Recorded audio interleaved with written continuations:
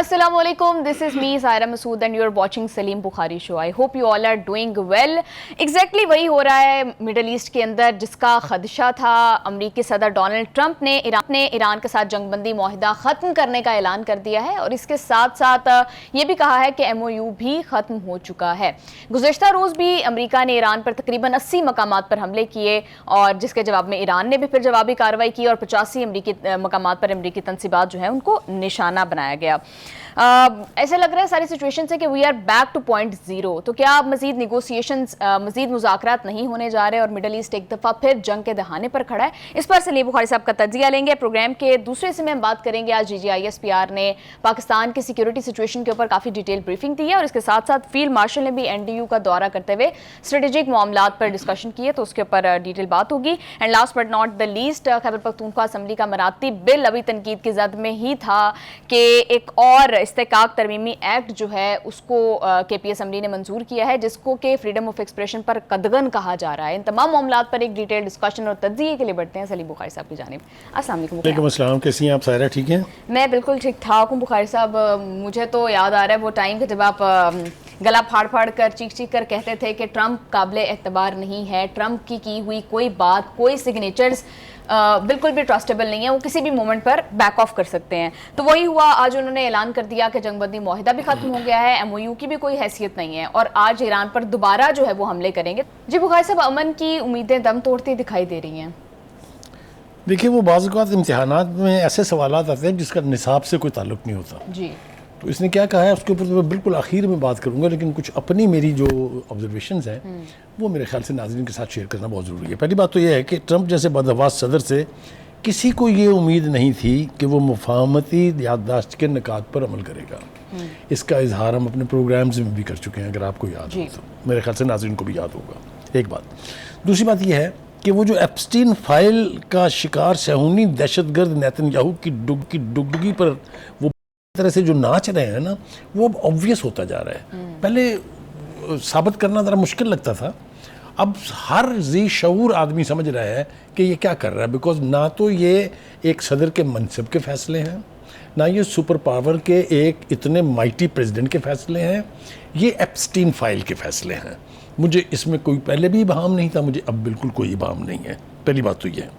दूसरी बात ये है कि ये जाने बगैर कि ये हमले किसने किए हैं और क्यों हुए हैं, आपने ऐलान जंग कर दिया, फेंक दी उठा के मेमोरेंडम ऑफ अंडरस्टैंडिंग भी, और कहा कि जंग दोबारा से शुरू हो गई है, मैं ये भी करूँगा, मैं ये भी करूँगा, मैं ये भी करूँगा. भाई डुगडुगी के ऊपर वो जिस तरह से नाचते हैं. एक बात. दूसरी बात ये है कि उन्होंने कहा कि Iran is a cancer in middle east. No, it is Israel which is a cancer. उसको काट फेंकना चाहिए, कोई दो राय नहीं है. मुझे आप ये बताइए कि कैंसर वो नहीं है जिसने 75,000 फ़लस्तीनियों को शहीद किया?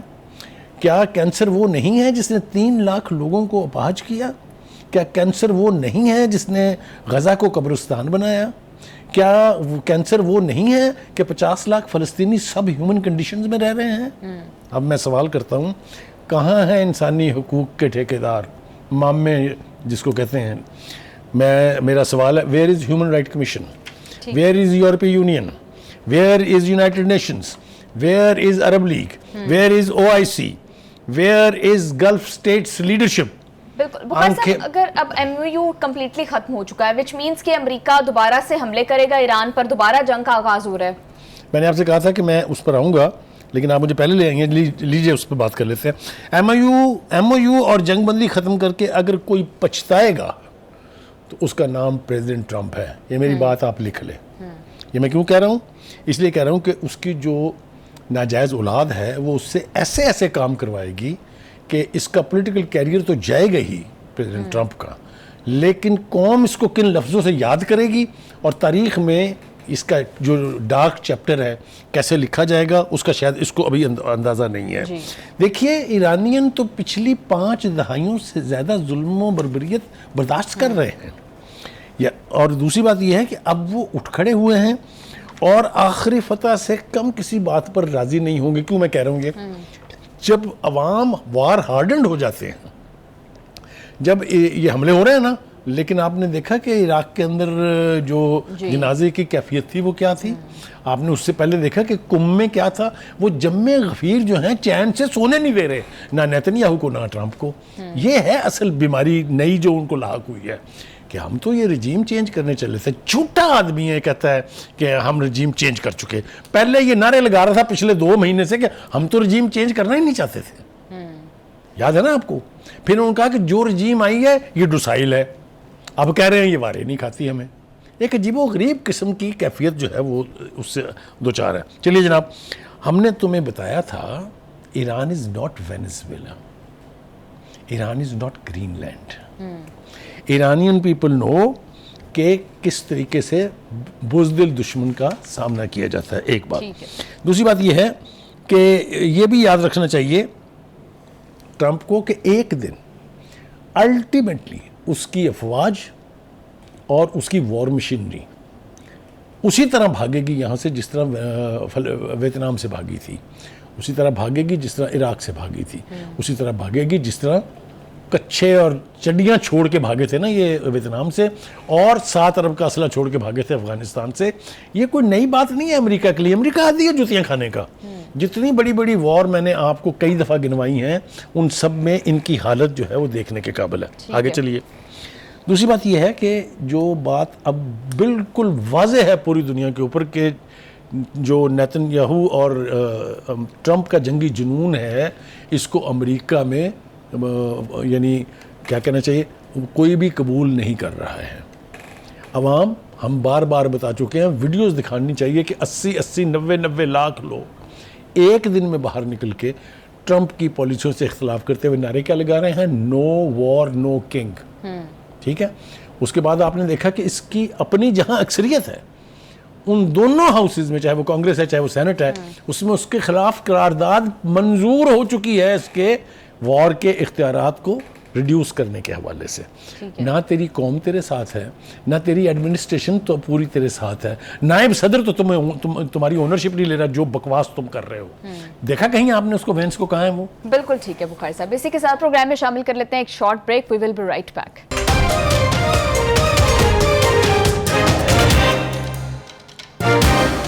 Welcome back to the show. Bukhari sahab, तो क्या यही चलता रहेगा कि टॉक फाइट फाइट, क्योंकि आपने जिस तरह से जिक्र किया कि अगर प्रॉपर जंग का दोबारा से आगाज करना है तो इसके लिए परमिशन चाहिए होगी कांग्रेस। आप हाँ, पहली बात तो ये है कि अगर आपने ओवरऑल वॉर डिक्लेयर करनी है, यू नीड कांग्रेस अप्रूवल। कोई दो राय इसके बारे में नहीं है। लेकिन जो बात मैं अब आपसे करने लगा हूँ वो सुनिए ज़रा। नेटो चीख रहा है, उसका दम निकला जा रहा है नेटो को गालियाँ दे दे के। जितनी उसने लान तान नेटो पे की है टर्की में बैठ के, जहाँ नेटो होस्ट था उसकी कॉन्फ्रेंस में उसने अर्दवान के साथ बैठ के जो ऐसी तैसी की है नेटो की। क्यों की है? इसलिए कि उसको पता है कि नेटो मेरे साथ नहीं है। नेटो उसके साथ ना होने का मतलब ये कि यूरोप उसके साथ नहीं है। इसीलिए तो चीख चीख के स्पेन का जिक्र किया ना उसने जी। बंद कर दो कारोबार, मैं जानने नहीं चाहता वो स्पेन क्या है। Mister Trump, this is the beginning. Europe ने अगर आपको अल्टीमेटली ना छोड़ा इन जंगी पॉलिसियों की वजह से, तो मैं इस प्रोग्राम में ट्रंप से माफ़ी मांगूंगा। मैं आपको बता रहा हूँ ट्रंप के साथ जो कुछ होने जा रहा है, आपको इसका कोई अंदाज़ा, अभी कोई अंदाज़ा लगा ही नहीं सकता। ये तो थी मेरी दरफुंतनियाँ। बुखारी साहब, एक और बड़ी इंपॉर्टेंट बात आपने की कि नेटो साथ नहीं दे रहा, लेकिन अभी हमने देखा कि नेटो के सेक्रेटरी जनरल ने हिमायत की है ईरान जंग की, और उसके बाद ही ट्रंप इतने बड़े बड़े बयानात दे रहे हैं फिर से जंग शुरू करने की बात कर रहे हैं। It is not for one secretary to decide what NATO wants. मैं आपको नाम ले लेके गिनवा सकता हूं कितने मुल्कों ने कहा यह जंग हमारी जंग नहीं है। बर्तानिया, Spain, I mean name, Canada, जितने इंपॉर्टेंट मुल्क हैं यूरोप के, वो कह चुके हैं ये हमारी जंग नहीं है। यूरोपीय यूनियन डिसोन कर चुकी है इस जंग को। ये सारी खुली आंखों ने देखा है, कानून ने सुना है ना। ये तो हो गया। ये अब आ जाए जो इनकी आज की जो बकवास है उसके ऊपर। वो ये कह रहे हैं कि आबदा हुर्मुज़ की नाकाबंदी दोबारा बहाल कर सकता हूं और ये सिर्फ ईरान के खिलाफ होगी। Mister Trump, you should know if you will do that, एक तो आबदा हुर्मुज़ मुकम्मल बंद हो जाएगी। दूसरा ये कि बाबुल मंदब की धमकी अभी कल दी है हौसियों ने कि ये हम बंद करने वाले हैं, और बहीरा अमर। 47% टोटल ट्रेड और ऑयल ट्रांसपोर्टेशन होती है इन 3 जगहों से। Where will the world stand? Who will own Trump's war? ये यूरोपीय ममालिक नहीं चाहते कि उनकी इकॉनमीज क्रम्बल कर जाएं जस्ट बिकॉज ट्रंप भाई लड़ना चाहते हैं। एक बात आगे चलें जनाब, उन्होंने एक ताना दिया कि ये तो 47 साल से बदतमीज़ी और गलत रवैया अपना रखा है। आप मुझे बताएं 47 साल से किसने सैंक्शंस लगाई हैं एक आज़ाद कौम के खिलाफ? किसने उन पाबंदियों के बावजूद जीने का ढब सीखा है और सेल्फ रिलायंस को अपना के अपने दिफा को खुद से इतना मजबूत किया है कि दुनिया की पावरफुल तरीन जो मुल्क है, जो कुव्वत है, उसके साथ टकरा गया?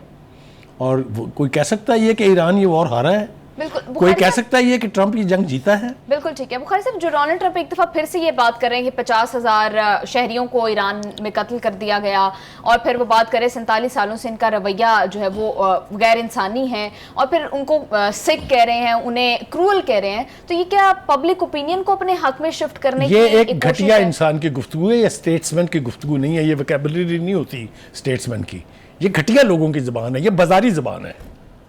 ठीक है, आगे ज़रा मुझे चलने दीजिए ज़रा आगे। वो कहते हैं जी कि ईरान में रजीम तो नाकआउट हो चुकी। वो तेरी ज़बान है कि क्या है?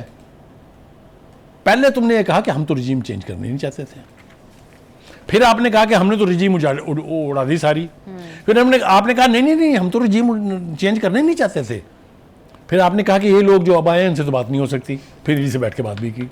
और तो क्या है, कोई कह सकता है ये कि इतनी बड़ी कुव्वत का जो प्रेसिडेंट है उसका ये रवैया होगा, इतना नॉन सीरियस रवैया होगा? आगे चलिए जनाब। वो कहते हैं कि उन्होंने हमारे फौजियों को मारा और उन्होंने हमारे लोगों को कत्ल किया। तुमने ईरानियन को फूलों के हार बनाए हैं? तुम्हारे तो टोटल 14 बंदे मरे हैं ना, जन्नम वासिल हुए हैं, मरे नहीं, जन्नम वासिल हुए हैं 14 बंदे टोटल, जिनकी बॉडी जिन्होंने दिखाई है। ईरान के जब ईरान पर जो हमले हुए हैं उसमें कितने लोग मारे गए? हज़ारों की तादाद में। वो तो एडमिट कर रहे हैं कि हमारे हज़ारों फौजी मारे गए हैं। Nonsense, absolute. को 14 से 15वीं बॉडी आपने नहीं दिखाई वहां पर, इसलिए कि कौम खा जाती पाड़ के आपको। ठीक है, आपने तो कौम को अभी तक ये भी नहीं बताया कि आपके अड्डे जो हैं उस रीजन में उनके साथ हशर क्या हुआ। भाई साहब, अगर वो इतना एडमिट कर रहे हैं कि 1000 से हज़ारों फौजी जो हैं वो उनके मारे गए हैं, तो ये भी एक डिफीट एक्सेप्ट करने वाली बात है अमेरिका जैसे सुपर पावर के लिए। देखिए, मैंने कहा ना कि उसको तमीज़ ही नहीं है, उसको ये सूझबूझ ही नहीं है कि मैं क्या कह रहा हूँ और ये कैसे इंटरप्रेट होगी। He is a man without brains. आगे चलिए, ज़रा रुथलेसनेस की इंतहा देखिए, ये सेंसलेसनेस की इंतहा देखिए। बेशर्म आदमी ये कह रहा है कि जनाजे के अंदर जो शरीक थे, हमारा तो प्लान ये था कि इनको बम से उड़ा दिया जाए सबको, याद है? बिल्कुल। जो मौजूदा लीडरशिप उसको भी कर दिया जाए, फिर किया क्यों नहीं? ज़रा करके तो देखें ना। मैं आपको 2 चीज़ों की तरफ वार्निंग देना चाहता हूँ, गौर से सुन लीजिए मेरी बात। अगर इसी तरह से ट्रंप ब्लीड कराने की कोशिश करता रहा ईरान को, तो मैदान जंग से ये बात निकलेगी। मैदान जंग से निकल के अगर ये गुरिल्ला वार की तरफ गई तो no American will be safe. I think Trump is forcing them to adopt that. Hamas ने कितनी देर रेजिस्ट किया इजराइल को? अकेले ने। हिजबुल्लाह कब से उनको कर रहा है? शाम के अंदर जब तक बशारुल असद की हुकूमत थी, कितना रेजिस्ट किया उन्होंने। इनको ये बात की समझ ही नहीं है। दूसरी बात जो और इससे ज़्यादा अहम है वो ये है कि आप कह रहे हैं वो बम नहीं बना सकते, हम उन्हें बम नहीं बनाने देंगे। एक सांस में तो आप ये कह रहे हैं, दूसरी सांस में कहते हैं उनका तो हमने कुछ छोड़ा ही नहीं है। मेरा ख्याल ये है, मैंने एक ईरानियन लीडर का बयान अपने प्रोग्राम में मेंशन किया था जिसने कहा था कि अब हम सोच रहे हैं कि एनपीटी से निकल जाए। Mister Trump, if Iranian government decides to quit NPT, you don't know what the world will be like. ये मैं जिम्मेदारी से कह रहा हूँ। आप इस तरफ इशारा कर रहे हैं कि ईरान न्यूक्लियर वेपन बना ले। Why shouldn't it? जब उसको सजा मिल रही है ऐसा ना करने की, तो फिर सजा भुगतनी चाहिए ऐसा करके। मैं तो बिल्कुल ईमानदारी से कह रहा हूँ, न्यूक्लियर डेटरेंट के अलावा इसराइल जैसे घटिया कमीने दुश्मन का और कोई इलाज नहीं है। बिल्कुल ठीक है बुखारी साहब। इसके साथ साथ एक और MOU के तो तमाम शिकों की अमेरिका जो है वो धज्जियां उड़ाता जा रहा है। ईरान के तेल पर जो 60 दिन के लिए पाबंदी हटाई गई थी उसको फिर से रीइंफोर्स कर दिया गया है। देखिए, वो ना अपने किए हुए, उसने कहा ना ईरान के कालिबाफ ने, उसने कहा शर्म कर, अपने दक्षतों की लाज तो रख ले। यानी आप मुझे बताइए यार, ये क्या है, मैं इसको किस नाम से पुकारूं? एक president of the United State दक्षत करके उसके ऊपर अमल करने के लिए तैयार नहीं है। How do you expect Iran to act on this then? आप इससे भागेंगे तो ईरान भी भागेगा। तो कहने का मतलब ये है कि इस धमकी से कुछ नहीं होने वाला, नथिंग विल चेंज। ये धमकी इस मेमोरेंडम ऑफ अंडरस्टैंडिंग साइन होने से पहले भी तो इसी तरह थी ना। तो बुखारी साहब तवील जंग ही देख रहे हैं आप इसका फिर मुस्तकबिल? मेरा ख्याल ये है कि अब ये जंग कोई दूसरे रुख इख्तियार करेगी जो ना दुनिया के अमन के लिए ठीक है, ना अमेरिका के लिए ठीक है, ना इसराइल के लिए ठीक है। बिल्कुल ठीक है बुखारी साहब। ईरान ने भी जवाबी कार्रवाई की है, उसका तस्करा करना भी बड़ा ज़रूरी है। उन्होंने बहरीन और कुवैत में जो है वो अमरीकी तंसीबात को निशाना बनाया और तकरीबन 85 मकामात पर जो है वो हमले किए हैं और साथ ही साथ वार्निंग भी दे दी है कि जहाँ से इस्तेमाल होगी। देखिए, अमेरिका के सदर को ये रियलाइज़ होना चाहिए कि हाउ वल्नरेबल दे आर। पिछली दफ़ा ईरान ने सेकंड और थर्ड जनरेशन के वेपन्स इस्तेमाल किए थे, इसके बावजूद उन्होंने 19 में से 11 अड्डों की बैंड बजा दी। जी। आपके रिफ्यूलिंग के जहाज़ों के लाशें जो पड़े हुए थे ना, लाशें लावारस बेकफन लाशें, वो सारी दुनिया ने देखी है। उसके बाद आपने जो कोशिश की थी आकर यूरेनियम ले जाने की, 5 जहाज़ गंवा के आप जिस तरह वहाँ से भागे हैं दुनिया के सामने हैं। आपके एयरक्राफ्ट कैरियर किस तरह से चूहों की तरह भागे हैं यहाँ से, सारी दुनिया के सामने है। तो वॉर से ना आप ईरानियंस को डरा सकते हैं, ना आप उन पर फतेह हासिल कर सकते हैं, ये तय है। बिल्कुल ठीक है बुखारी साहब। पीट हेग्सेथ ने जाना था विजिट पर इसराइल के, बट अभी वो मनसूख कर दिया गया है। इसके पीछे क्या मुहर्रिकात देखते हैं? पहली बात तो ये कि इसका बहाना ये बनाया जा सकता है कि चूंकि वॉर दोबारा हमने शुरू कर दी है, इसलिए मुझे तो जाना है वापस अपने हेडक्वार्टर में। एक दूसरी बात यह है कि ट्रंप नाराज़ है इस नेतन्याहू से। नेतन्याहू ट्रंप की बात नहीं सुन रहा है। पीट हेग्सेथ जो है ये भी उसी माइंडसेट का बंदा है जिसका नेतन्याहू है। लिहाजा प्रेसिडेंट ट्रंप ने कहा है कि आप ये, उसने अपनी मर्जी से दौरा मंसूख नहीं किया है। Trump must have told him कि नहीं आप नहीं जाएंगे इस वक्त। ओके, तो मतलब आप समझते हैं कि ताल्लुकात शदीद खराब हो रहे हैं। लेकिन बुखारी साहब हम देख रहे हैं कि जब अमेरिका ईरान पर हमला कर रहा है तो दूसरी तरफ लेबनान के अंदर इसराइल भी हमले कर रहा है। देखिए वो ना, मैंने कहा ना, वो तो स्पॉइलर का रोल उसने करना ही करना है। उसके स्पॉइलर के रोल की ओनरशिप ले ली है अब ट्रंप ने एक दफ़ा फिर। और मैं आपको बता रहा हूँ, मैं और आप यहीं कहीं नहीं जा रहे हैं, Trump can never conquer Iran. Iran will bleed United States and Israel at the same time. Inshallah, you will see this. बिल्कुल ठीक है बुखारी साहब। इसी के साथ प्रोग्राम में एक ब्रेक शामिल कर लेते हैं। ब्रेक से वापस आकर DGISPR ने जो आज प्रेस ब्रीफिंग दी है उस पर बात करेंगे। हमारे साथ रहिएगा।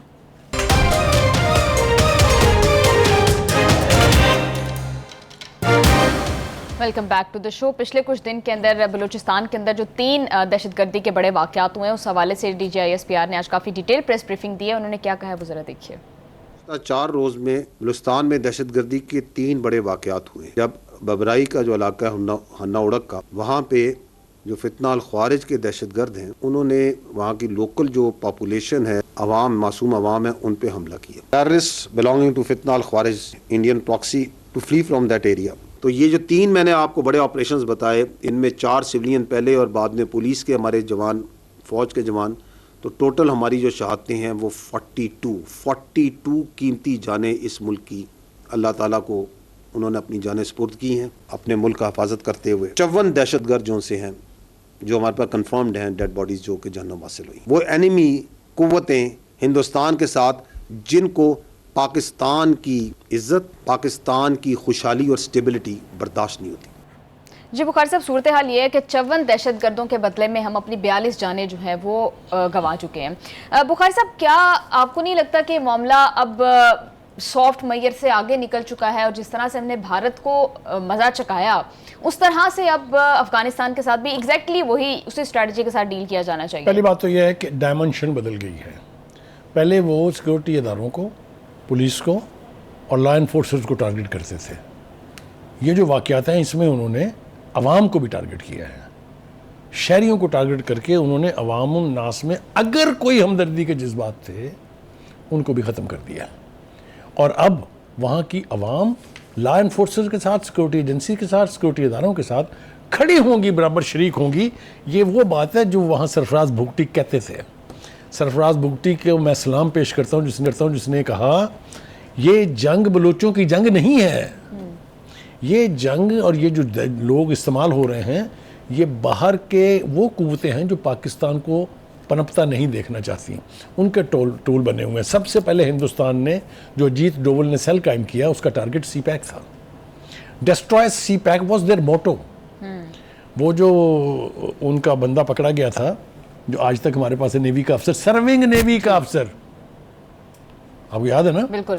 वो क्या करने आया था वहाँ, सैर करने आया था या बाजार शॉपिंग करने आया था? उसने तस्लीम किया कि हमारा मकसद जो है वो सी पैक को डिस्ट्रॉय करना है। तब तक तो बात और थी।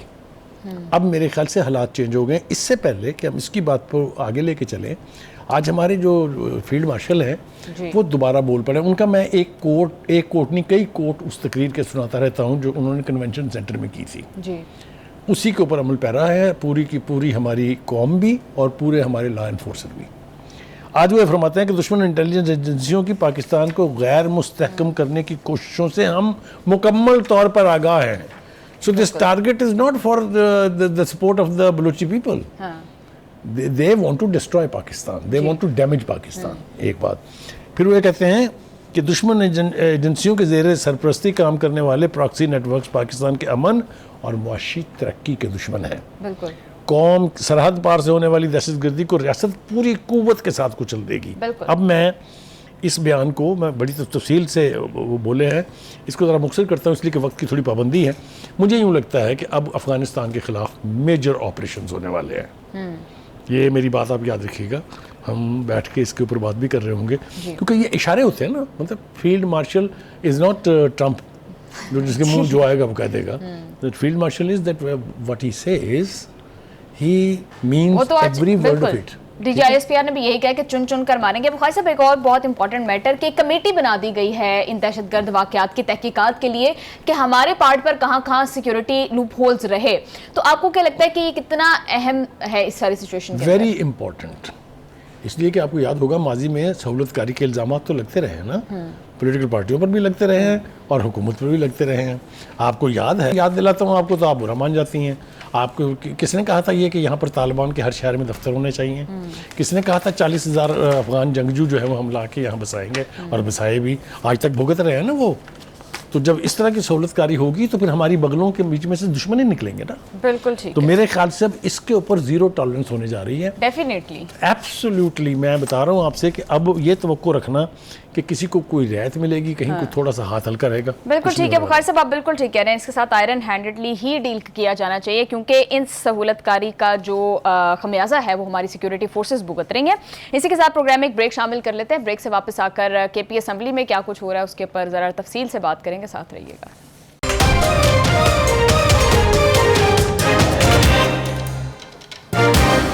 Welcome back to the show. KP के असम्बली के पार्लियामेंटेरियंस प्रिविलेज बिल के ऊपर तलाल चौधरी साहब और इख्तियार वली साहब क्या कह रहे हैं? जी बुखारी साहब, पहली बात तो यह है कि जिस तरह का रद्द अमल इसके ऊपर आया है उस पर मजबूर होकर जो सुहेल अफरीदी हैं उन्होंने अपने लफ्ज़ चाट लिए हैं फिर से। अब वो ये कह रहे हैं कि जी उन्होंने नज़र सानी का ऐलान कर दिया इसके ऊपर कि मैं ये बिल दोबारा वापस असम्बली में भेज रहा हूँ। हमने तो कुछ और मंजूर किया था कैबिनेट में, लेकिन वहाँ अमेंडमेंट्स करके इसको कुछ का कुछ बना दिया है, इसलिए हम इसको रिव्यू कर रहे हैं। ये नतीजा है उस क्रिटिसिज्म का जो ये तो दो हमने सुनवाया है ना सिर्फ।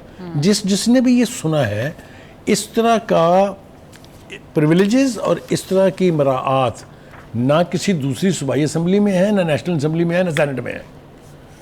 ये मेरे ख्याल से सुहेल अफरीदी ने अपने लीडर की जो वो फिलॉसफी थी ना VIP कल्चर ख़त्म करने की, सादगी अपनाने की, ऑस्टेरिटी, उसका जितना बुरी तरह से मजाक उड़ाया है उसके लिए किसी दुश्मन की बाहर से ज़रूरत ही नहीं है। और बुखारी साहब, जो नाराज पार्लियामेंटेरियंस के हवाले से बात होती थी तो क्या ये लालच दिया गया? कोशिश की गई वो ये दाना चुगेंगे कि नहीं चुगेंगे, क्योंकि पार्टी के अंदर भी इसके ऊपर तनकीद हो रही है।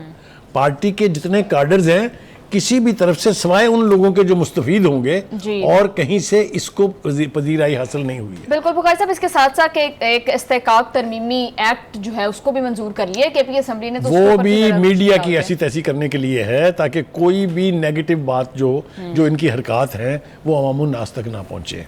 उन्होंने यूं समझ लें कि एक तरह से मीडिया का ब्लैकआउट करने का कानूनी फैसला किया है। बिल्कुल। और ये भी डिनाइल है उस सब कुछ की जिसका वो ताना देते रहे हैं सिटिंग गवर्नमेंट को कि जिन्होंने मीडिया को गैग किया हुआ है। मीडिया को तो गैग आप कर रहे हैं। इस बुरी तरह से एक्सपोज हुई है PTI कि आप सोच नहीं सकते ये कैसे इसको कवर करेंगे, इसको दोनों चीज़ों को, क्योंकि दोनों चीज़ों रिकॉर्ड की बात है ना, ये को हवा में तो है नहीं। ये मैं और आप अपने पास से तो नहीं कह रहे, दोनों रिकॉर्ड का हिस्सा है, असम्बली का हिस्सा है, कानून का हिस्सा है। इससे बुखारी कैसे साहब। निकलेंगे मुझे तो समझ में नहीं आती। बिल्कुल ठीक है। केपी की असेंबली में इस तरह की हरकत करने के बाद पता नहीं habitual offenders bill Punjab assembly के जो उस पर किस तरह से ये लोग तनकीद कर लेते हैं। बिल्कुल ठीक कह रहे हैं बुखारी साहब। Thank you so much sir for your analysis. इसी के साथ प्रोग्राम का टाइम हो गया ख़त्म। अपना ख्याल रखिए। अल्लाह हाफ़िज़।